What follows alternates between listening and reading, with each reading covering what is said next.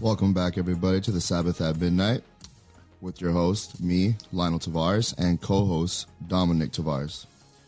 Today's episode will be on the origins of Halloween and the Draco Bloodlines, emphasizing on Vlad the Impaler, aka Dracula. Perfect subject for the month of October, a little Halloween vibe. And joining us today, we have a very special guest, and personally, one of my favorite authors, who I've actually been listening to for years before any of this. Author of Gen 6 Conspiracy, which you can find on Amazon. And I'm very proud to introduce Mr. Gary Wayne. Well, thank you for inviting me to your podcast, and very much looking forward to the show today and the topic that we're going to cover, and hoping that some of the material that we're going to cover is going to hopefully raise some eyebrows and open some eyes and get some, good second sober thought on how we're kind of immersed in many things that we just haven't really taken the time to properly do research on. And I think everything's about, doing your own research and making good choices. So we're going to talk about Halloween today and how it connects into a number of different things. And so I think we're gonna have a very interesting show for the people today. So did you want me just to sort of go right into the topic, or did we want to talk about your new show or anything like that? Oh, no. So you're going to be editing this out. So no, we're going to be editing that out. So I just want you to start from the beginning of where Halloween even comes from. Sure. Go ahead, Dad. Ask him what you're going to say. Yeah. No, I wasn't sure whether you wanted to preface it a little bit more. So, okay. Yeah, we wanted to dive into the origins of Halloween and how it's ritualistic, but in appearance it seems benign. But we know there's looking into it, we see that it's not so innocent as it's portrayed in the commercial world. Yep. Okay. So I am set. So we're going to jump right into talking about Halloween and how some people may call it by a few different names, and they're all kind of interrelated. So it's, All Hallows Eve, as some people like to call it. Some people will call it Samhain. It's in the Feast of the Harvest. And it was renamed to All Hallows Eve in the Middle Ages. And that's just sort of the tip of the iceberg as to the kind of history that it has. And it's part of a larger occult celebration. If it's not the most important polytheist day and the following couple of weeks almost, it is the second most important. So All Hallows Eve, it introduces a period into early November that ends on November 11th, and it's renowned as the season of the dead, or Samhain. It's also known as the season of reincarnation, and it's known as the time of the hour of the dead, where the underworld rituals are done in a time when in the ancient times, and this is just to give an example of how old it will go back to. It'll go back in Greek mythology, and it has a history in all polytheism, but it goes back to Persephone when she traveled into the underworld. And she's also connected in with things like the poppies that will go and follow through into the Remembrance Day that is celebrated on November 11th in the 11th month on the 11th hour, classic sort of sacred numbers in terms of prime numbers, and adding up to 33, another very, very powerful number in the occult, and also sort of drenched in the imagery of poppies, which is also part of the whole celebration of Samhain. But we're not talking about the following days of this season of the dead. We're going to talk about All Hallows Eve. But again, just let that sort of resonate to think, well, how much is in here that we're not totally familiar with? And it's probably one of the more popular celebrations in at least in the Western world as we take it to a whole different level of costumes and things. But how much that our whole world is immersed in imagery and celebrations that we're not familiar with and aren't necessarily Christian. And it's not that I'm, against people who aren't Christians. I just think that Christians aren't aware of what they're immersed in. And as a Christian contrarian, I like to dig into these things, and I like to provide information, connect a lot of dots so that you have a better understanding to help make better choices in the world. So Halloween is one of those classic ones. And as we understand it in the West, and it's got connections to other celebrations like the Day of the Dead in the Latino and Spanish American and Mexican and all the different sort of branches of those cultures. It's known as the Day of the Dead, and I'm going to link that sort of back into some of the imagery hopefully later in the show. But I just want to sort of get people to start thinking about how all of this polytheism is showing the same kinds of rituals and links into polytheist cultures all around the world that usually just sort of swamp the Christians along with it because they haven't learned about the history of this. So, as I said, Halloween was renamed All Hallows Eve in the Middle Ages, and it's mostly, as we understand the imagery in the West, a Celtic fairy mythology that comes out of Europe. And it's heavily influenced what we do in Canada, the United States, is from the Scottish, Irish, and English versions of fairy mythology versus the Norse version. There's a similar tradition that's on continental Europe that has more of a Norse influence of the fairy culture that is represented in the celebrations in continental Europe. So when we look at November 1st, it is the New Year's Eve of the Celtic old calendar. And obviously, the year previously ends on October 31, which is Samhain. And it was a day when portals are opened from the other world, where you have fairies and other types of beings. When I talk about fairies and other types of beings, now I'm talking about demons and all sorts of other things that are going to come out through these fairy portals. They're called fairy shays. That's in English Sidhe, pronounced shay, just as shay is also understood as a spirit. And it permitted these spirits to come out. And a shay is also known as a dolmen, D-O-L-M-E-N, a fairy dolmen or a portal. And if you Google that, you're going to see a mini Stonehenge type of structure. So it's going to have two sort of large stones with a capstone, and it represents a portal in polytheist cultures. And where these portals lead to is into the underworld, or to Hades, or to Sheol, as it's called in Hebrew. And it's the home of the spirits, home of the ancient gods that they would call heaven, as opposed to the heaven that God and the Word and the Spirit and loyal angels would dwell in, and an area where the gods were from. That's why Persephone, out of the Greek mythology, went into the underworld during this period as part of the celebration of reincarnation, and related to the ghosts and the spirits and the demons that are also able to go through those portals. But more importantly, the number of them that will come through on All Hallows Eve. And so on All Hallows Eve, in typical Celtic tradition, they would light bonfires to ward off the more evil spirits, and would want to associate more with the beneficial spirits, if there is such things. But that's one of the significant things, is the lighting of the bonfires that are done in the Celtic version of All Hallows Eve. And in that tradition, we get the term trick or treat that goes along with it. And this is a whole ritual that the Druids or the wizards or the witches, and understand in polytheism that the wizards and the witches were priests and priestesses. And you have black witches and you have white witches, and you have black wizards and white wizards. That's just the dualism of polytheism.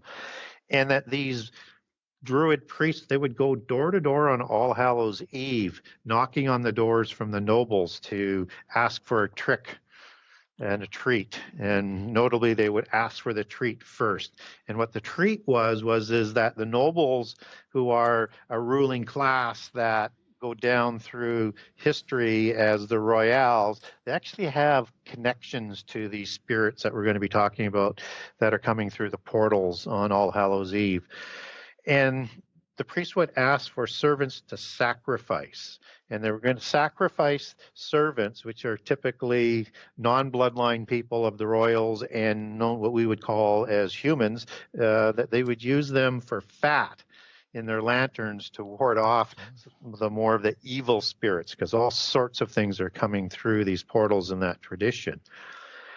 And the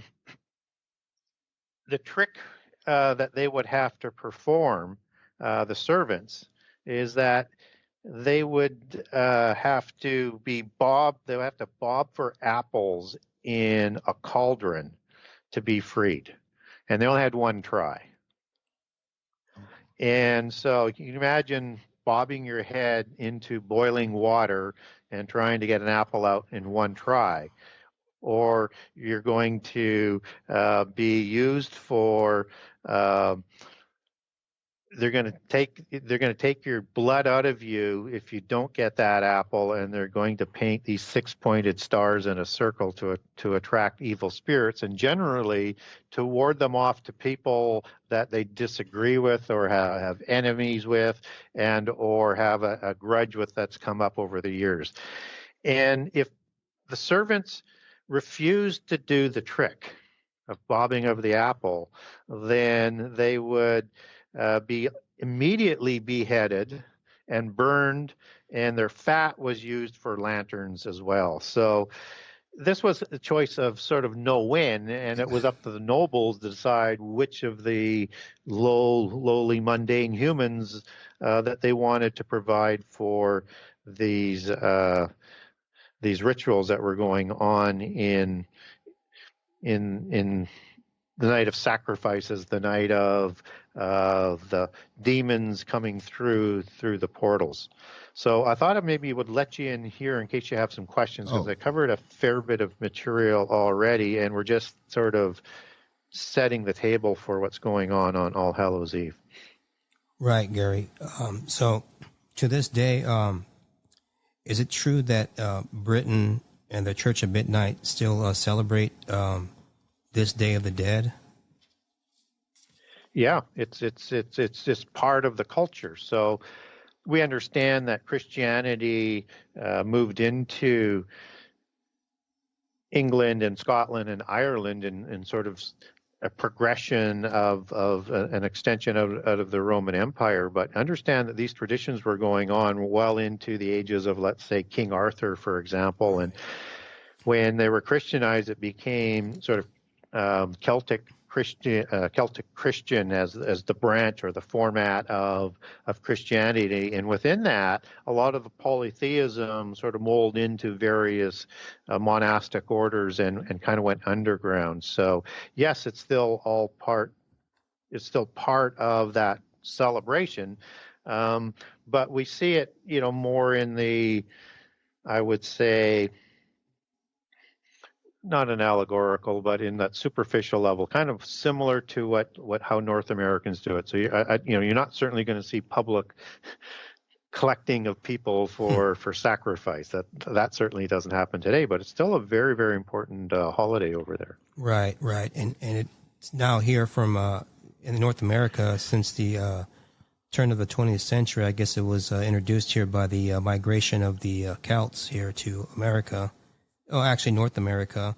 My other question is, now the priestly class are the Druids, right? And yes. Their beliefs are basically similar to Hinduism, which is once a person passes on, it's a transmigration of the soul, and they could be reborn as, if they were bad, they can be reborn as an animal, or if they were a good person, they can be reborn as a human being again. Yep.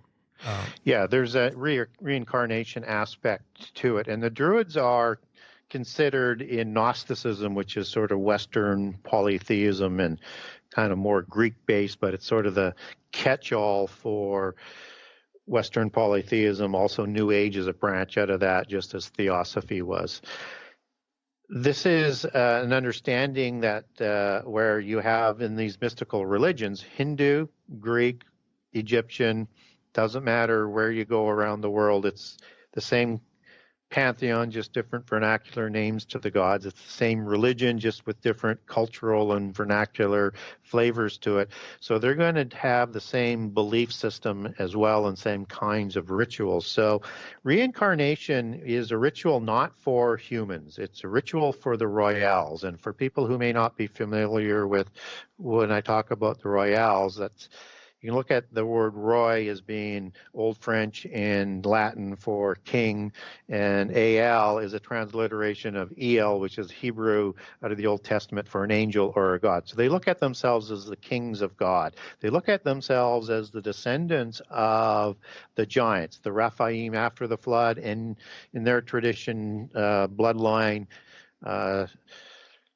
tracked through their genealogies to Nephilim before the flood, and to a specific patriarch as a godfather or an angelic being. So as in the giants created in Genesis 6:1-4, and then the other kinds of giants, which are the post-diluvian giants, Rephaim after the flood, that the Baalim that the Bible talks about are the creators of those gods, demigods after the flood. And these were the giants, and they usurped the kingships. Now, it's important to understand that context, because when we get into the occult rituals, you have a degree system within mysticism, and as you go up in the old system to third degree, you become an adept, and the degrees go well above 9. I've heard as many as 33 or 100, and not to be confused with the Scottish Rite degrees of Freemasonry, which uses two sets. They use the old York Rite, which has 3 degrees to the first level of adept, and then the Scottish Rite, they divide up those 3 degrees into 11. So 3 times 11, same type of sacred numerology that's used for Remembrance Day, and you become a Scottish Rite adept at the 33rd degree, but it's separate from the old system. So the old system has 3 degrees to be first degree adept, and that was for the ruling class, because the ruling class was made up of the royals and their larger family and the priests, and they also controlled the education class and the elite of the larger businesses, and then they would divide up the lower 2 classes amongst the mundane humans, who would have a very small enterprise of, let's say, being a blacksmith or a baker to serve the elite in the first 2 classes, and then you would have the slave class below, and that's standard throughout the world, and even in Europe with the feudal system that they have, and it's something that they're trying to do today in terms of trying to take away the middle class to create that old system again. But that's a different rabbit hole to get down. Now, within this mystical teaching, if you follow the thought that these are the demigod royals and that they were the offspring of fallen angels, that they were superior to human beings, which is how they will look at themselves, and have the divine right to rule as they've claimed throughout the ages, they believe that their spirit didn't die and it didn't go to sleep. And that's kind of almost a show in itself. But understand the difference between humans and these beings is that humans go to sleep. And it says you go to sleep over and over and over and over and over in the Bible. And if somebody wants to get a hold of me through my website, I can give you some of those examples. But there's hundreds of that talks about the sleep. But the giants who have the counterfeit spirit, they weren't permitted to go to sleep. They weren't permitted into heaven. And they had very few choices as to what was going to happen after that. One, which would be ideal, would be that they would be taught through the rituals that spirit could travel into the underworld through these portals and not have to wander the earth looking for a place to rest, as Jesus talks about with the demon spirits, the evil spirits, the devils, which goes back to the Greek word daemon, as opposed to Satan being a devil, diabolos, two different words, two different applications, two different meanings. These are the evil spirits that possess people. So the ones that aren't able to live in the ancient heaven of the polytheist gods in the underworld and get there, they're going to either have to wander the earth, or they're going to be locked away in the abyss, because they're going to be killed in a way that they weren't ready and prepared, and don't have an ability to utilize the knowledge that they were taught. That's usually by taking their head, or a stroke perhaps through the heart and the head, so that they would not, rise up out of the body in that sort of demon spirit. So the rituals were designed that when they would die a death that they were a little bit more prepared for, and had enough rituals for that preparation is probably a better way to put it, that they could find their way through the underworld and be able to live what they hope amongst their godfathers. And so reincarnation is this idea that you can keep coming back. And that whole idea is a polytheist idea of the demigods, that they could come back and live in other bodies. But it's not a development, it's not a doctrine of Christianity, and it's not a doctrine of humans, because we sleep. And so it's just an allegorization in that whole religion as to trying to come back and sort of develop yourself into being a god. These are demigods that are being taught these rituals to find a way for that spirit to survive in a way that isn't going to be awful, until they can find a way to get an immortal body, because everything in polytheism is about immortality in the physical world, as opposed to the world of heaven, where God and Jesus and then the spirit and the loyal angels are. So very, very sort of interesting to sort of understand that, and this is a common doctrine around the world. And so when we look at the witches, these are, you've got the Wiccas in the Celtic tradition, who are known as the wise ones, who also conjured magic. And the Wicca craft is the witchcraft. So, but again, in polytheism, a witch isn't something awful. A witch is just a priestess. And so the name has taken on a different sort of connotation over the years. And so the imagery that we get of the witch is again a little bit, I guess, distorted from how it would have been in the past. And you get an evil witch, as I've mentioned earlier, and a good witch, which is often in fairy mythology. Again, reflecting how they use that knowledge that they have in the occult, because it's a knowledge religion. So a little bit more on the history before we get into different aspects in terms of the types of individuals that are shown as they come out for the celebration, as we understand Halloween today. Just a little bit more history on how it's come down through our culture. I also had a question, Gary. Yep. One other question I really wanted you to talk about more about when it comes up the Day of the Dead, the Dia de los Muertos, because out here it is very, very popular. And I always have these debates all the time with these Christians or Catholics that celebrate it, and they say it's like it's okay to pray to the saints, and you're actually talking to, your dead ancestor. It's a very popular thing out here, and I always get into debates about it. So I would like you at some point to get into detail with that. And it's why it's important to understand that biblically, we as humans, we sleep, and the people that they're praying to are not their dead spirits of their passed away ancestors. It's demons that are trying to deceive them. So it's very important to understand Dia de los Muertos, is, if I didn't butcher the word too much. Yeah, de los Muertos. November 2nd, but again falls within those 12 days of that celebration, right, of the dead, so it fits. And I'm going to bring some interesting parallels on that.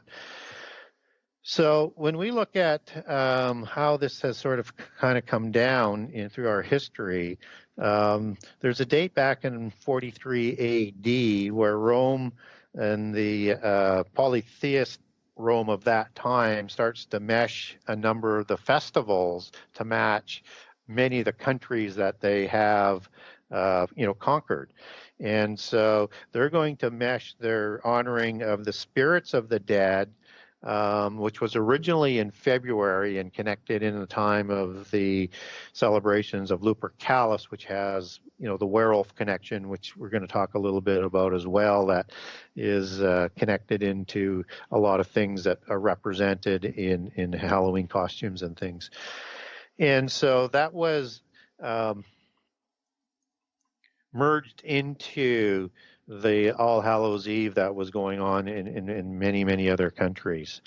And when we look at another movement, which is very, very important from a Christian perspective as it comes out of the Roman Church, in about 700 to 800 AD, Pope Gregory III, he moves All Saints' Day from May to November 1, and then sort of opened the door to incorporate similar kinds of Samhain traditions. And then in 1000 AD, the Roman Church, the Roman Catholic Church, makes November 2nd, it formally establishes that as All Souls Day, and it's celebrated like Samhain with bonfires that I mentioned earlier, and with costumes of saints, angels, and devils. Again, all things that we see that's sort of part of the imagery today. And on All Souls Day, children originally went from door to door to collect soul cakes and prayers for the spirits in purgatory, and then they would light a turnip as a lamp as well for those people that were in purgatory.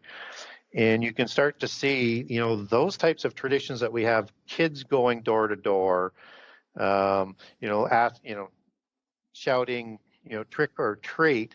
Not only is it related to the Druids of the priests going door to door, but now it's been sort of Christianized, but with a more Christian sort of tone in terms of collecting soul cakes that, now we get as, chocolate bars and all sorts of candy and stuff like that. And doing prayers for people that the Catholic Church says is in purgatory, which is kind of counter to biblical doctrine where everybody sleeps. And I know a lot of people like to point to Abraham's bosom as a parable that Jesus had talked about in the New Testament, where somebody would come back from the dead and tell them, lead a better life or you're going to go to here. Well, that was a fable. Jesus often used parables that polytheism would call fairy tales or parables, that was something that was well understood by the people of that time. And he tells this parable that, if somebody were to come back, people still wouldn't listen and same things would go on. You have to look at the meaning of the parable, not the details in terms of the story that he was communicating it, that they all sort of understood and sort of believed. And Jesus used the term over and over and over that people sleep. In fact, when he goes to Lazarus, and people thought he wasn't sure what he was talking about when he said Lazarus was asleep, and then he made him rise from the dead. So this is, again, you get a hold of me, I can send you a lot of passages as to how we know that this is the doctrine of what happens with humans. And so you have this, as I say, this emergence into an acceptance by Christians of this holiday that is going to start to merge into some things that we see that are celebrated today. And it's almost like a homogenized version, but the imagery is still very, very polytheistic. So when I talked about these lamps that were being lit for the saints, well, in the Celtic tradition, you have jack-o'-lanterns, and we use pumpkins for that over here in North America because they're more plentiful and they grow to a nice size. But they didn't have the pumpkins in mass quantities in Europe or in England, so they used turnips to do that. And so originally it was a jack-o'-lantern that was used in the Celtic All Hallows Eve was turnips. And they would use that to scare off the worst of the spirits of the dead as the spirits are coming through and creating all sorts of havoc on the Day of the Dead. And in the Middle Ages, turnips were used in All Hallows Eve in great numbers by the Middle Ages. So it was making a significant sort of resurgence only this time through with the masses in the celebration, and after several hundred years when the Catholic Church had started doing a similar type of tradition on All Saints' Day. So jack-o'-lantern, Jack is a Nephilim spirit, and the jack-o'-lantern that he is sort of represented in and around has a very interesting sort of history to it. So Jack was a hero from an old Irish myth. Hero as in a hero in Greek mythology, as in Hercules or Theseus or Perseus, offspring of the gods. The man of renown is the offspring of a human female and a god. Sorry, you're wanting to get in? I was just saying the man of renown, like how the book of Genesis says. Sorry about that. Yeah, no problems. Yes, and they're called the mighty men of old in Genesis 6 in the King James Version. Some translations will actually, like the NIV in English, will actually say heroes of old. And these were the descriptions to describe the Nephilim, who were Gibborim, which was mighty one, is derived from in Hebrew, meaning, mighty, can mean a giant, can also be applied for other applications, but of the 154 times it's used in the Old Testament, but a lot of times it's used to describe how big and powerful the Nephilim before the flood were, and then they use similar terminology for the Rephaim after the flood. So in that sort of tradition, he was created through this mythology with the Tuatha De Danann. And the Tuatha De Danann were Scythians and very pale skin, fair skin. That's where fair folk comes from. Fair skin, fair as in beautiful, because they dominated the elite. They were Rephaim or Nephilim, depending on whether or not you're looking before or after the flood. And so they were giants. And the whole bloodline of them were giants. And you have giants that absolutely sort of overflow with their accounting in Irish history, because that's the land of the fair folk, the fairy people. And they're sort of represented in the Lord of the Rings as those larger, pale, white, blue-eyed, funny-eared elves as the white elves. And not to be confused with the little people of the fairies, which would be a dark elf or a smaller elf. And so understand they're allegorizing the Shay, as they were also called, of the Tuatha De Danann. And so Jack in this mythology was doing a almost like a challenge that is going on with the devil, and he ends up losing eventually after defeating the devil in the first round. But he is going to be sentenced to wander the earth as a ghostly figure when he died, just as is common with this whole demon spirit being the bodiless spirit of a giant whose body died, and his spirit wasn't going to go to sleep. And what he was sentenced to wander the earth as a ghostly figure with a burning coal in a turnip that had two slits in it to light his way. And this ghostly figure is also known in Irish mythology as a banshee, a Shay again, S-I-D-H-E, just as the Tuatha De Danann or the Shay people, and or a phantom spirit, just as Guinevere was basically goes back in King Arthur to being a queen of the fairies and a phantom. But again, a different sort of rabbit hole that we're going down on there. But sticking with the story of Jack, he wanders the night, as I say, with that burning coal, and that lights the way. And this is, as we look at that transition of the Jack of the Lantern, which is jack-o'-lantern, what it means.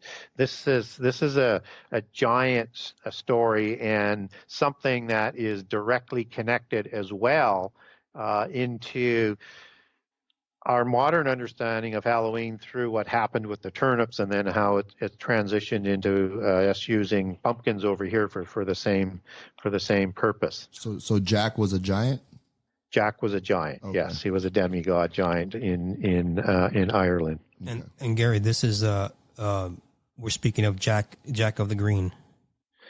Jack of the Green, yes, and a trickster spirit, which is another important term to understand. There's trickster gods and there's trickster demigod spirits. And Jack was a demigod trickster spirit known as Jack of the Green, and also that connects into Jack as in the light that he's carrying is the light of Cernunnos, which is it is a satyr god. It is a devil goat god, like the Pan god, and like Azazel is often depicted as a degraded satyr god.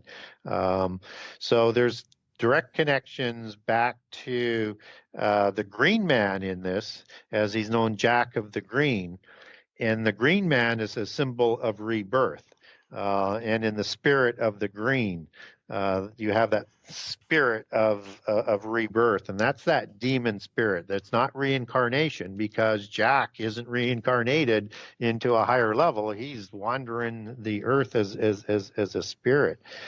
But Jack is an archetype that is used in a lot of different sort of ways as well. So if you can imagine the name Jack as in Jack and the Beanstalk, right? He's used there in the fairy tales. Jack in the Box is another one where you have this sort of clown spirit, demon spirit that's sort of scaring you coming out of the box that's in children's toys, and it usually has that clown thing that's connected, in my opinion, very closely to the same look that happens on the Day of the Dead. But Jack Frost is another one with his snowman that comes to life with a demon spirit. So you've got lots of different types of Jack things showing up in different ways. I had a thought in my head right now when you're saying is Jack the Green, right? And just randomly, I think about that vegetable can that you get at the store, and it has a giant guy who's all green. Is that like, you ever seen that before? Like, what's that? You know what I'm talking about? Yeah, the Green Giant. Yeah, the Green Giant, Gary. There's literally Jolly Green Giant. Yeah, there's literally since like the 90s or 80s, it just reminded me that it's called Jack the Green Giant, and it's like vegetables. But anyways, I thought that was And Cernunnos is, as I say, it's this horn god also associated with the deer god or Hern, and they're all these nature gods, and they're all kind of different names and titles for the same kind of god. And so again, Jack has, it has a lot of different sort of meanings and shows up in a lot of different ways and connected into fairy tales. So Peter Pan god, Cernunnos, is dressed in green, lives in another netherworld, and is, again, another type of allegory for this immortality that the demigods would like to have back as, in the physical world. But in the meantime, they have to live. If they're going to be immortal, they're going to have to live in the underworld, and that is a representation of Cernunnos and the Pan god and Azazel and Bacchus and the Etruscan god named Cern. So that god, which is again another goat god. These are all goat gods, satyrs, and people may not know how that word sort of comes out. as satyr as a definition of devil goat god and how that sort of derives. And in Daniel 4 in the English translation, we get a watcher mentioned 4 times. That's the Hebrew word ayir. Sa is the abbreviated form for hairy or shaggy, got to do with goats. And so you put the two together, you have this hairy watcher. That's those fallen angels that created the giants. And if you're familiar with the term watcher in that whole genre, it all starts to make some sense. And these are degraded gods from their original level, because the watchers are made up of 4 groups of angels around the throne. You have cherubim, you have the Ophanim, you have the archangels, and you have the seraphim. And it's typically the seraphim that created most of these giants. So a seraphim is a serpent-faced angel with 6 wings and is like a heavenly dragon. But the ones who created these crimes against humanity and creation, the fallen angels of the seraphim, they were degraded down to a satyr level. So we get satyr showing up after the flood, not before the flood, and they're associated as these sexual sort of beings and nature gods, and they kind of disappear as with the offspring gods like Baal does, and Baal's father was El, and he disappears before the flood. But these post-Diluvian, after the flood giants, they also disappear because they're creating the Rephaim after the flood, and they all go to the abyss, as 2 Peter 2:4 talks about, and Jude 1:6, and again, a whole different topic that is basically another show to give all the information on. I'm just trying to connect some dots here for the people right now in terms of how this all connects together. So that's Jack of the beanstalk. But you also have that's insane. No, I'm just blown away. No, I'm blown away by all this information. Everything's just making so much more sense. All the questions I have, you're answering them. Most of them. Sorry, go ahead. We have children that are dressed up in all sorts of different things. And so we already talked about the witches. Okay, we get that. We understand. And the wizards again are the male priests and the magic and things like that. So that all makes sense. We understand now why people dress up in ghosts, because it's that festival, right? That's the festival of the dead, of the demonic spirits. But we also have werewolves, which is another interesting mix into it, and very popular in the horror genre as well. And these are shapeshifters, right? These are creatures that are created in Greek mythology via Zeus, who sometimes took a body of a wolf, and he would be called in that form, not Zeus, who would be called Lykaios, Lykaios, is sort of in that form. And what he does is he's going to punish a king by the name of King Lycaon, and he's going to turn King Lycaon and his whole family into werewolves, and with a shape-shifting capability that's associated with the full moon. But what's interesting about this werewolf aspect is werewolves are part of the horny werewolf celebration of Lupercalia and Lupercalis, which is that celebration in February that we had talked about earlier, that Rome later merged with the All Hallows Eve to get it sort of as a consistent celebration in polytheism throughout the empire, pre-Christian when that happened, as we talked about earlier.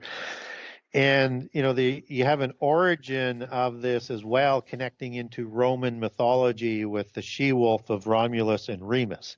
So you have another shape-shifting fallen angel taking a goddess form, and this is in the form of a she-wolf as opposed to a male wolf that Zeus took part in. And again, you would have these festivals that were happening of Lupercalis on Palatine Hill, which was one of the 7 hills of Rome, and is the center for the branch Sibylline, Phrygian religion that was also celebrated on Vaticanus Hill, which is a Etruscan name and part of the old religion. And I'm not saying the Vatican is celebrating these rituals there today. All I'm saying, this was pre-Christianity and the Vatican being built on Vaticanus Hill.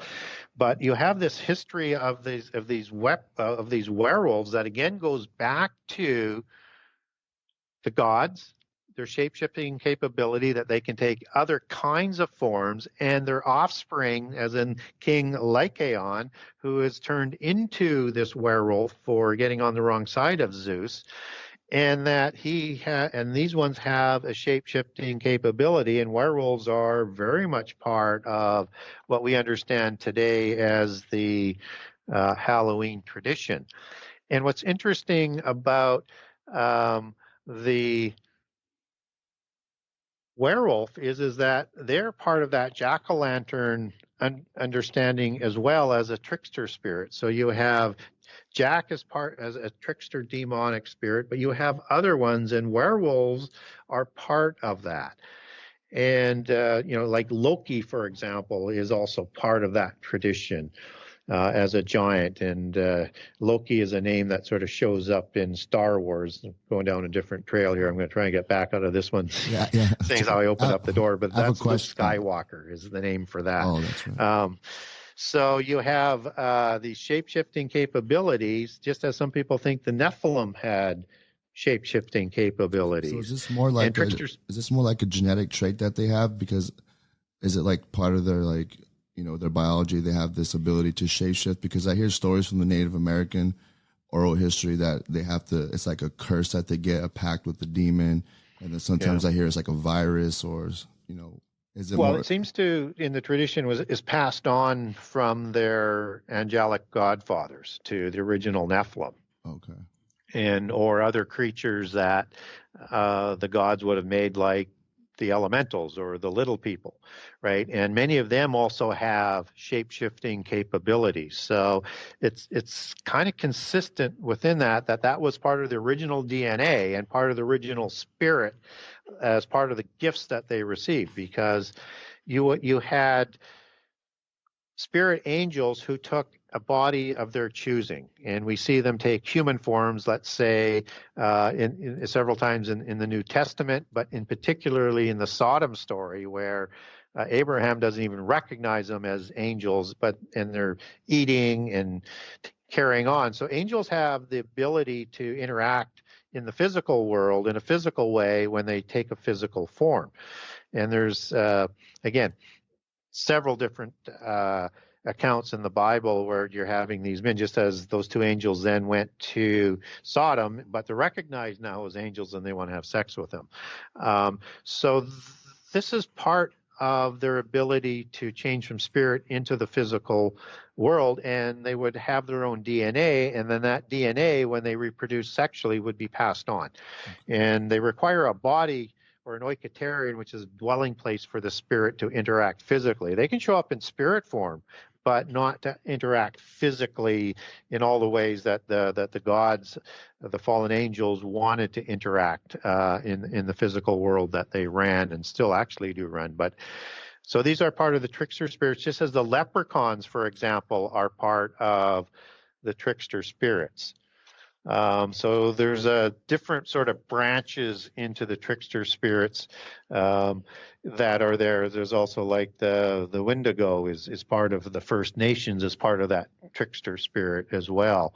Some of the gods that were trickster gods would have been like Set in Egyptian mythology, Sun Wang in Chinese mythology, Amrita in Vedic Indian religions. You have ravens and thunderbirds and the Tengu, which were these bird-faced, bird-headed type of gods, which is one of the faces of a cherubim.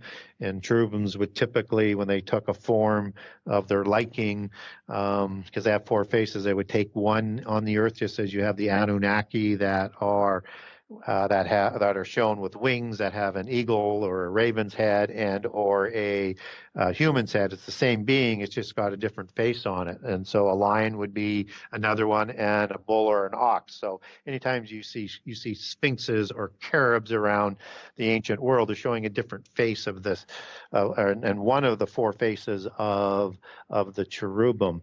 And just as you have similar types of gods that have these faces that say the Xibalba were created from as demigods, they'd be similar to the Tengu gods of China. And if you Google any of that, you're going to get these like bird gods and bird demigods. But again, different sort of rabbit hole on that. Sticking with this, because this is where it starts to connect into where you were kind of wanting to go, is that the trickster spirit is part of the shaman tradition as well, and the medicine man tradition. And they tend to have a trickster sort of spirit that goes with it. And like the shamans will, and the medicine men, they will put makeup on their faces to make them very, very pale and white-skinned, and put all sorts of body paint on it. Mimes will do the same way. Jokers you see in the same way. Chinese theater masks represent the same sort of image and same sort of meaning, that there's this tradition in polytheism that you can bring on a demon spirit, and it will not be a possession type of scenario, but you have to be an adept level and a very high level of education in the mysteries to be able to create a symbiotic relation there and have that demon spirit give you more wisdom or more powers, which is typically what happens through shamans, jokers, magi's, things like that of polytheism. And that a clown is popular in the Halloween types of costumes, is also rooted in the trickster spirit. And you see this evil clown sort of thing that goes along with this aspect. And it's rooted in the trickster spirit of gods and demigods and heroes again. And a trickster is a shapeshifter in particular, and it's a monster like a werewolf. In that same sort of classification of these types of spirit beings, and then as a higher level of fallen angels. And they are givers of knowledge, both good and evil, and they are part of the this ancient knowledge that was known before the flood. And they would have this knowledge because it was passed down to them from their ancestors and held within those sort of mystical religions. So they can pass this sort of direct access to that knowledge on to the people that they're going to have this similar sort of relationship with. And so trickster spirits are depictions that reflect them as when they're manifested into that either plain white face or these decorations that are on their face. It's a reflection of them being a prehistoric being, an immortal spirit that is still out there. And trickster spirits have the ability to open portals. So they're, again, part of that whole Halloween aspect of letting and perhaps leading a lot of these spirits through the portals on All Hallows Eve. And trickster spirits like to create chaos, both in the underworld, but particularly amongst human beings. They like to play tricks on human beings. And trickster spirits are known in the sacred clown aspect as being as having, with a clown representing as a wizard or a priestess, on a female version of the same thing, of having an inner spirit or a demon or a fallen angel. And I also want to make a classification. We know three levels of occupation with a human host. We have a scenario where you have possession where it is not symbiotic and there's a war going on between the two hosts and the demon spirit is looking for a place of rest. We have a demon spirit that is coming from a place where they already have rest or ability to rest in the underworld, but they're being welcomed in, and it's more of a symbiotic relationship, or at least it seems to be on the surface, because you don't see this sort of war going on that is adding benefit. And then there's the God aspect as well. So you have Avatar, Avatara. Avatar is the God who is going to put his spirit into the body of a human with another spirit. That's a symbiotic relationship to add significant more power and more knowledge. So Buddha, for example, was the incarnation of Vishnu, and Vishnu would have had many sort of incarnations. You also have Shiva, the god of the destroyer, which is the title of Abaddon and Apollyon, who I think is Azazel from the original Watchers before the flood, who created the giants, is the destroyer god of the antediluvian world and taught war to the giants and to humans to create the violence that the Bible talks about before the flood.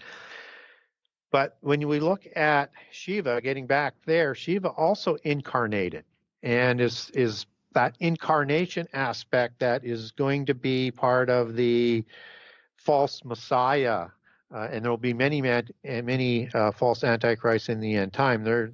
They talk about an incarnation into human beings, and they're going to add to the powers and the abilities of the Antichrist. There will be one that rises above the rest, that is crowned at the midpoint of the last 7 years. But understand, those are all different levels of what goes on with sort of demon possession. Right. And so the clown spirit that we were talking about, that's related by that white pale skin color, is common throughout the world. We just see it in sort of different sort of aspects, and you have even Dracula Batman. looks like that. Go ahead. I was going to say even Dracula has that pale skin, and even you said the clown, the clown white makeup, the red hair. The giants usually have a Nordic, fair look all the time. So I'm just putting all the dots together. Everything you're telling me is just making so much more sense. Yeah, and typically the giants had pale skin. So it doesn't matter whether they had red hair and hazel eyes, or blue eyes and blonde hair, or black hair, as in like Gilgamesh is depicted, and black, curly beards and stuff like that. They had pale skin for the most part. And so, but when we look at Dracula, and other beings, they have a paler skin, right? So this is, I think, even a paler color than what the fair folk would have typically would have. But it's maybe it's for dramatization in terms of how humans sort of emulate that. So when we look at Dracula as an example of that type of white face, let me just sort of backpedal. I just want to make sure I get out all of the Gary, go ahead. Sort of white face look. So as we talked about, this is quite popular in the Day of the Dead celebrations, that people are putting on white faces. It seems to me like they're trying to maybe protect themselves. I don't know the tradition, but it seems like they're trying to emulate or protect themselves from the people of the dead, so that they can associate with them. They're just not usually associating a skeleton. with the people. They're just not associating with their ancestors. The clowns have that same sort of backdrop. You have theater masks that we talked about. Greek and Roman masks in the theater were the same type of thing. White-faced shamans around the world, and in First Nations in North America. And you have shamans around the world that do the same thing. Medicine man, all do, and mimes. They all have that same sort of aspect, that they're reflecting that inner trickster spirit that's in there with them. So again, be careful of that, because on the Day of the Dead, in that celebration, you've got these spirits wandering around, and they're looking for people that they can possess, versus share in they want complete control. So you're letting yourselves in with that ability to let them in. You know, you see that sort of allegorized in the Dracula shows and genre, where they can't come into your house and suck on your blood unless you invite them in, right? Is Yeah. sort of the old Dracula sort of tradition. And Dracula is actually an allegory for the bloodlines of the patriarchal bloodlines of the Nephilim and the Rephaim that come down through the royals. And the fairy bloodline is the matriarchal one. So when we talk about fairies, and also as all of these beings that are part of the fairy culture that we see showing up in Halloween, you understand that there's more to it than just the little people. There's also a few different other branches, and the one being, as I just mentioned, the matriarchal bloodline. So you have a matriarchal bloodline that's reflected in the Tuatha De Danann. And who Dracula is he's based on somebody called Vlad the Impaler. And Vlad the Impaler is a Tuatha De Danann. And he's depicted as having red hair, hazel eyes, very pale skin. He had an aversion to light. He would have participated in blood rituals as an adept. He was educated as a royal into the mystery. So he would have been an adept before he was an adult, but he was educated at a school of Solomon in Vienna into the higher mysteries.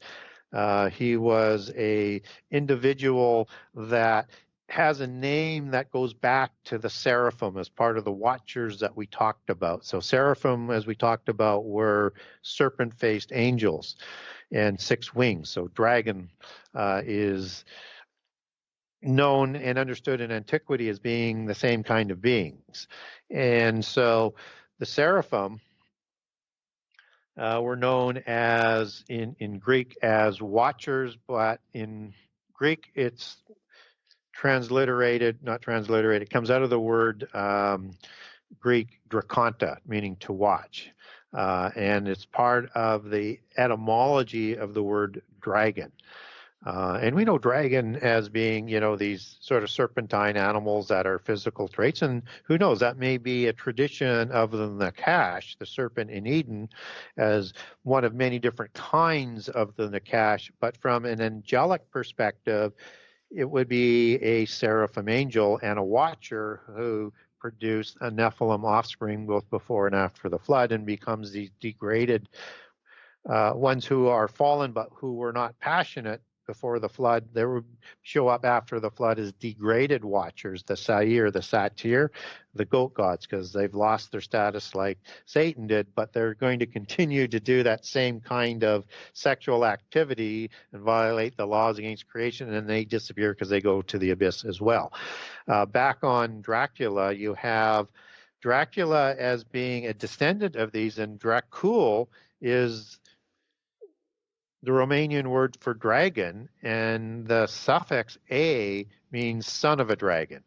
And so Dracula is based on this dragon tradition of the patriarchal line.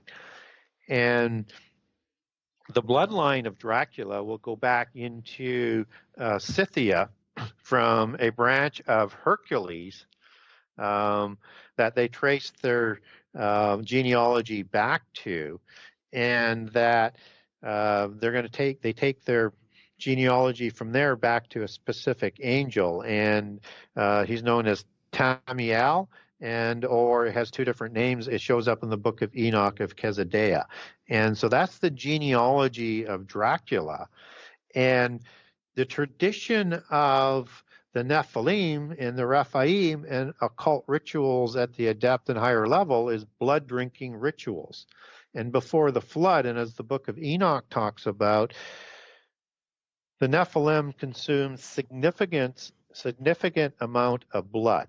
And the blood was designed to try and restore their immortality that was taken away in Genesis 6:3. So in all life, and that's in Genesis 6:1 through 4 is the giant creation story before the flood. And God limits life all to 120 years of physical beings. That's going to take over time and in effect after the flood, because you have the creation of the giants as part of the flood story, and the flood happens within Noah's lifetime. And so it's the giants that show up after the flood and Noah's descendants after the flood, and you're going to see a declining age as it's recorded in the genealogies in the Bible that's going to reflect that age going down to about 120 years at the maximum outset. And so they're going to drink blood not only to extend their life, but to add more cognitive capabilities. And so they drank blood, and human blood in particular, and innocent human blood was where they received more sort of life power. So it's sucking the life out of people and drinking it. Just as the Bible has laws about drinking blood, and that's why, because it says that the life of us is in the blood, at least from the physical world sort of aspect.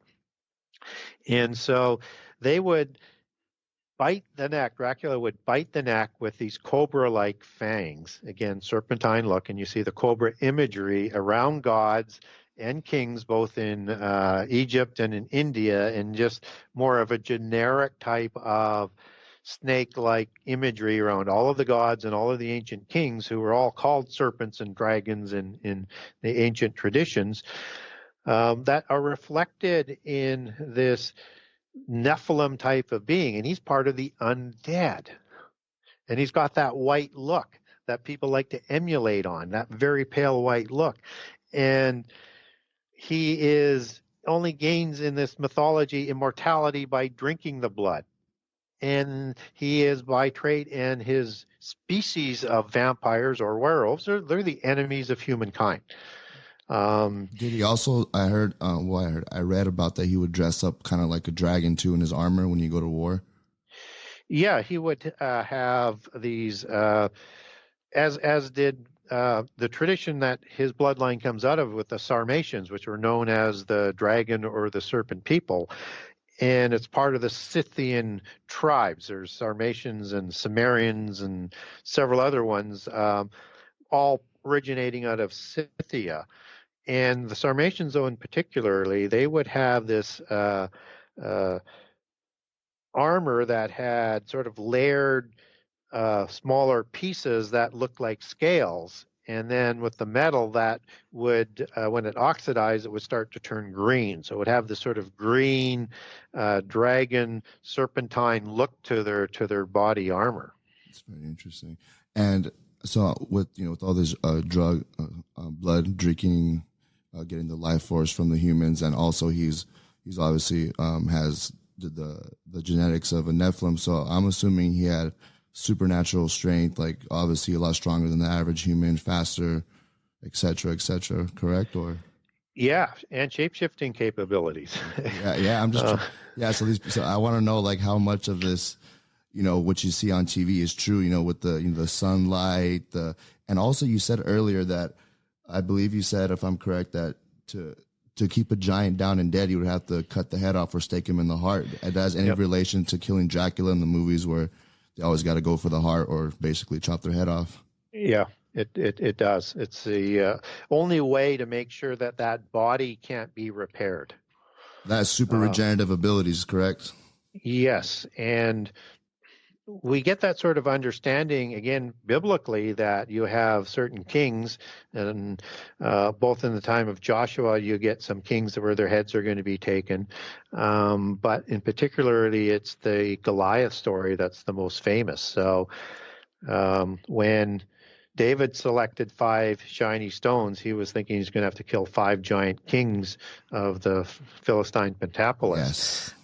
And Goliath was from Gath, and likely the king of Gath, because he's replaced shortly after with another Philistine king, as the Bible lays out that sort of time narrative. But he takes the stone and he fells Goliath, but he doesn't kill him in a way that would be undramatic. He takes Goliath's sword and he takes his head. So it happens so quickly that you just know he's going to be sent directly to the abyss as one of the terrible ones. And as one of the terrible ones, as recorded in Ezekiel 32, you have these terrible ones who did horrible things on earth and were slain and are locked in the sides of the abyss, that are talking to Pharaoh in that prophetic allegory. And so this is a reflection of making sure that he's not going to repair himself. And that word Rephaim, which Goliath was as one of the four sons of a particular giant, Rephaim. Rapha has a root word that produces two other words. The two words that it produces is Rapha and Rephaim for a tribe of giants, as Rephaim shows up as a tribe of giants in Genesis 15, where Abraham is being given the land by God for his descendants, and the Rephaim are shown in there. And in Genesis 14, you have the Rephaim that shows up in the War of Giants. The other translations, at least in the King James Version Bible, and it differs by English translations, it shows up as just giant, and that giant, there's Rephaim is used, or Rapha is used 35 times in the Old Testament, mostly for giant as we get it translated. And so the second word that comes from the root word is for a spirit, as in a demon spirit or a shay, or an evil spirit. And that's the demonic spirit of the giants. And the root word, 7495, which produces 7496 for the demon spirit, 7497 for the giants. The root word means medicine or healer, as in Raphael would mean healer of God, or God heals, depending on how you want to translate that from Hebrew. And so it's thought that they had, with that name as part of the root meanings, they had the ability to repair themselves, and they were very hard to kill.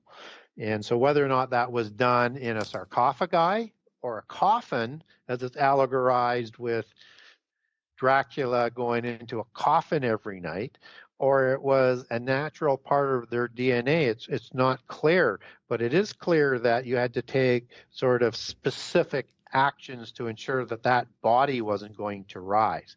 And then that spirit would be directed to a specific location. So the giants, as are recorded in Egyptian mythology, in history, the death they feared worse was having their heads taken off, because it was a fate worse than death. So translation is they didn't get to control where they could go after death, and they went directly to the abyss, is likely where they went.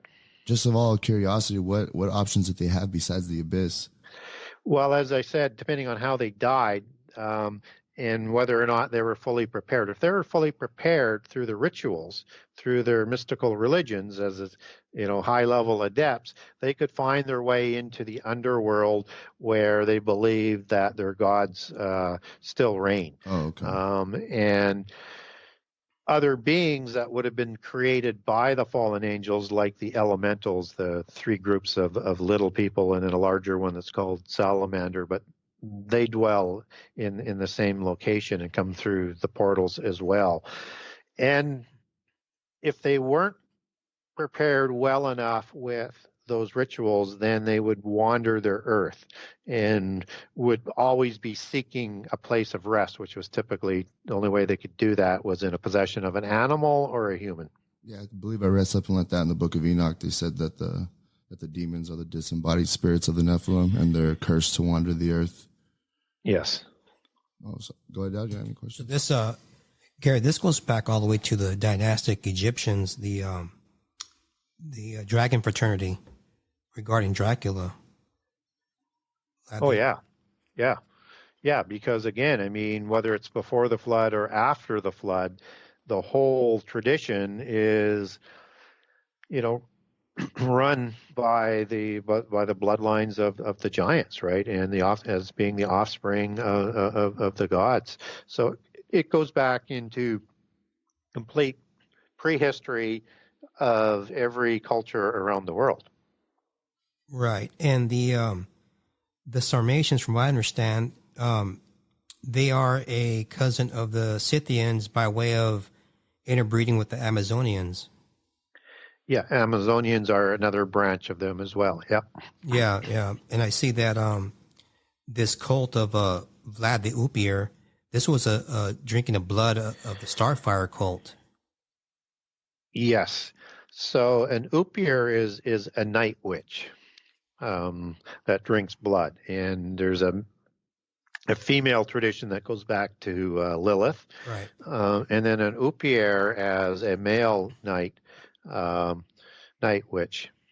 An Upier is the same word that is used for, excuse me, overlord, and or Oberon, and Uber in old Scythia, and an Oberon or an overlord was the leader of the Tuatha De Danann. And so all you're getting is sort of transliterations of the same sort of name. But an Upier was a blood-sucking night witch. And so it is, it has ancient traditions that go back, before the flood, and particularly with Lilith on the female side. Right. So this whole thing with the night of Halloween, what I understand in the occult, this is the day when the devil allows these entities to enter into people's homes, which they believe are the lost souls of their loved ones, which is, not true. I believe people maybe unknowingly are opening themselves up to demonic forces. There's, as you know, Halloween parties. There's the bonfire, which is remnants of the Wicker Man or the Burning Man concerts they have. They're very, very popular. Yeah, and another thing too, a lot of churches out here, on Halloween, they celebrate, what is it called, the Harvest Fest, or what do they call it? I believe they have I think it might be called the Harvest Fest. Yeah, I see that really popular. Now, do they not understand what's going on? Like, what exactly are they celebrating on the Harvest Fest? Gary, you have any? Yeah, so I kind of briefly sort of mentioned it earlier. So Halloween, Samhain, and the Feast of the Harvest are all names for the same festival. Okay. So the Harvest Fest is another Halloween ritual. It is the Halloween ritual, and it doesn't. The Harvest Fest, as I've seen it, and particularly like with the Wicker Men and stuff, it doesn't always take place within that 2 weeks, as some of the, as you see it sort of celebrated, at least in the movies and stuff like that. But its history is rooted in that same sort of festival. Right. Yeah, there's so much to this. There's so much to Halloween. Dracula, the vampire, is really popular with Halloween. And when I was a child, it was, really, really popular with Dracula and dressing up as that. And even today, a lot of people, they dress up in various costumes, if it's vampires or the clown or et cetera, different, things that are portrayed on movies. But what I wanted to do with this podcast is open people up to the idea that this is ritualistic, and just be careful how you celebrate Halloween, All Hallows Eve, All Souls Day, All Saints Day, et cetera, et cetera. I just want to put this out there to those who've never heard of this before. Here's the information. Take it in, listen, and yeah. So what do you have to say, Gary? Yeah. So, if you look at the most popular costumes, it's a celebration of giants and their spirits. So you have a ghost, which is the Nephilim and Rephaim spirit. You have vampires, which are, that allegory for the ancient giants and that bloodline, and of the undead, which is a demon spirit, and you have the fairies, as in the fairy queens, the fairy queen mothers, the fairy godmothers. That's the female goddess, and the male representative and the fairy queen. You have a fairy king and a fairy queen. They're just representatives as the divine right to rule on earth. You have goblins, which are, part of the elementals of the gnomes. And if people aren't familiar with, you have ugly ones. In the three classifications, you have good-looking ones and you have the mischievous ones. So the goblins are the gnomes that come out of the ugly classification, just as you also have dwarves and hobbits, again, all part of that Lord of the Rings Norse version of the fairy culture that we see in the Lord of the Rings. The fairies, as we've talked about, as the female bloodline, and the fairies as the little people. You got to look at them as two separate parts of the same mythos. One is for the giants, one is for the lower level, and the elementals are at the bottom of the hierarchy. And then the angels, fallen or loyal, have a hierarchy of angels as well. Then you have the demigods, and then you have the elementals. The salamanders are a little bit higher than the three little classes of little people, and the salamanders are another reptilian type of individual. All the superheroes that you see people dress up with are representations of these different kinds of giants in ancientology. So Superman is the classic one, and he is from the house of El. You have him and his father. Their original names are Dur-El and Jor-El, of the house of El. El is the parent god for Baal. Both created giants. You also have, like Batman, for example, which is a very popular one. In the Popol Vuh of the Quiché Maya, you have the Zilbaba. I butchered that name, sorry, Xibalba. And they also have as a branch, and the Xibalba are the owl bird demigods of the underworld. So again, same sort of imagery that we see around the world, but they also have another branch that's called the Camazots, which is the house of the bat. And it's probably where, if you Google Camazots, Camazotz, you'll get like an outfit that's the modern Batman wears. And that could be representative of the past, or it's just that is taking from the Popol Vuh and sort of adding it on to the Batman group. But, he's got a sidekick called Robin. Robin is also part of that bird Nephilim, that Tengu, that Xibalba that we talked about earlier. And the Robin is also related back to the Green Man and that whole sort of nature ideology that mysticism gets into. We've already talked about the clones. You have different types of monsters that people dress up in, like Frankenstein. They're trying to create that new human, that new place where the demons could like a vessel, find a place to dwell in, the future clones that we're going to have. Or they have all these transhumanism type of monsters. That's kind of the things that they did in ancient Greek mythology with the Chimera, where they created all of these different types of beings that had multiple types of animals mixed in through DNA manipulation, and another type of Nephilim creation in the past. You have the zombies, right? The zombies are the undead as well, and they have these pale white faces, and they're not drinking blood, but they're trying to eat human in the typical mix. And you have like pirates, which is very popular. Like Jack Sparrow, or that name Jack comes up again, or Jack Ward. And you have a connection into the Knights Templar with that skull and crossbones symbol, is where that comes from. And their fleet that went missing is thought to become the pirates, and they use that skull and crossbones as their symbol, which has very deep occult meanings. And it depicts an ossuary, which was a box for the bones of a departed one, and they would have to arrange the leg bones in a way that would fit in there, and they would become crossed, and then they have the head in between the top part of the skull, and that's part of their whole sort of imagery. So again, everything as you get, whether or not it's Peter Pan, and then you get a pirate in there, and all these little elemental type of peoples, everything is centered around that whole ideology of these violations against the creation, violations against the laws of creation done by the fallen angels, and that legacy that is still with us. And we allow ourselves to become immersed in these rituals, which is the real thing to think about. And all I encourage Christians to do is to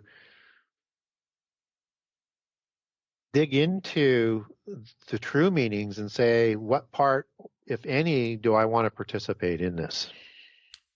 Absolutely. I always go back and forth with people people that I talk to all the time that celebrate it. And it's always, I understand it's mostly the argument is that it's for the kids, it's for the kids, it's for the kids. I mean, but at least, don't dress up as as Jason or Leatherface, try to make it an easy exit, in my opinion, to get out of that. Well, yeah. And, you look at, I was talking about Batman, and you have the Joker, which was. I just looked it up too. What you said. I see the Mayan bat sculptures. Very interesting. Yeah. And the Joker sort of is that image of the jester. Oh yeah, Gary, please get into that regarding the Joker. Yeah, and so in the sort of around the throne with advisors, you would have these jokers and jesters that were designed to make the king laugh, but really it was a place to hide a polytheist priest in amongst the royals and not be sort of persecuted by the Catholic Church. And the mythos that goes with it, and I'm sure it probably is an allegory, and the real meaning would be that the priest and the wizard, their magic wasn't working well enough for the king to be successful. But it was, if the mythos is, if he didn't make the king laugh all the time in terms of how he was presenting his advice, then the king would have a knife taken to him, who's dressed in this pale white face, and there's these sort of red, almost like a clown-like decorating, but a little bit lower key than that. They take a knife and slice their mouth open so that it would create this huge smile up both sides of the cheek. So when you see the Joker, I remember that in that scene. Yeah, he has that same look in the Batman movies, and it's again just sort of reflecting that whole gesture aspect of it. And again, what that white face is reflecting is death, but death associated with a being who died, who is now in that individual and representing the spirit that's within, just as the theater mask would represent, the mask would be the spirit that would be within, so that you're not really playing that individual, yourself as an individual, but you're playing this individual that was usually a royale, and that it represented an immortal spirit that was part of the actor that is really the original hero. With all that being said, so this again with the Joker and Batman and Superman and all this, all these popular movies now like Thor and Iron Man, like in a way unknowingly, a lot of people are giving them what they want, by watching this and dressing up as them. They're kind of giving them praise, the people that are obsessed with it, that go to these comic cons, and I think in a way they're kind of getting their what they need right now to become stronger, I guess, because they're getting their worship unknowingly. A lot of people don't know what they're doing when they're, praising these Disney characters, as you call them.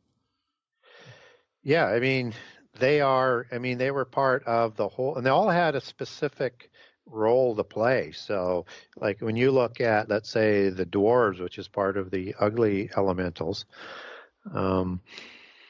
they live in a mountain. And in that mountain, they create the weapons for the various evil forces that are depicted in the Lord of the Rings. And that was the role of the dwarves. And they actually lived in the ground, in mountains, and produced the weapons of the gods. The gnomes would look after the technology and the genealogies of the giants, and so they looked after all of the records. So when we look at all the various different kinds of little people, and we understand again that the little people have the same three classifications plus the fourth, which is the salamanders, which were a little bit bigger and a reptilian type of character. This is the same structure to that elemental organization that is around the world. It's on all continents and all cultures, like the giants, like the pyramids, like so many other things, that is just sort of inexplicable. It's not able to be explained through coincidence, because it's not. It was all part of the history, and the elementals are, a significant part of that whole sort of organizational structure. And if you don't think that we have a connection biblically to them as being part of this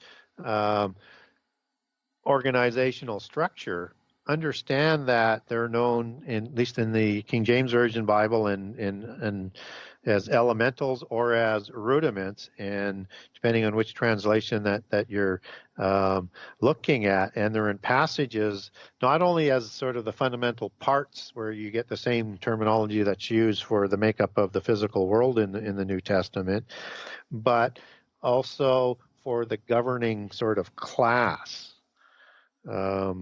And it's just something that we need to sort of, come to grasp with, that these elementals are part of the organizational structure. They're just at the lower level and just below the giants and the demon spirits. So it's why that they're, it's why that they're part of the whole mythos that goes with these various celebrations. Right. There's so much to cover in this. We just only scratched the surface. But Gary, can you tell the listeners where to find you, your book, your website, and we'll go ahead and post it on our page also, so people can find you if they want more information on Dracula, Vlad the Impaler, and Halloween traditions and the rituals associated with thereof. And obviously your book, The Genesis 6 Conspiracy. And are you working on any other books, just for the listeners, so they can have some knowledge? And by the way, just so you know, I'm holding this book in my hand. It is heavy. I'm holding about 30 years of research in my hand. It's it's so much information to the listeners. This book is absolutely amazing. I barely scratched the surface of it myself. I keep going back, and every time I read it, I learn something new. But sorry, go ahead. Yeah, the best way to get a hold of me is through my website. That is the Genesis6conspiracy.com, Genesis 6 with the number 6conspiracy.com. And at that website, you can get a generous excerpt of all 98 chapters. And so you can get a good feel for whether or not it's the book for you or not. And believe me, there's a lot of information on there, but it's a small inkling of what's in the book. You can also buy a copy from me directly off of my website, and I have a page under Buy Now where you can buy, whether you're in Canada. I have a page for Canada, I have a page for the US and for overseas. So I do ship all around the world, and you can connect over to Amazon.com, Amazon.ca, or BarnesandNoble.com if you want to buy the book there, or over to Kindle to get the digital version.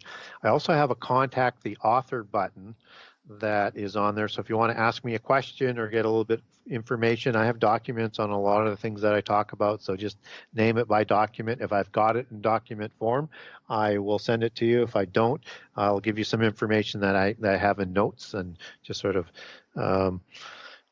provide that to you in the email.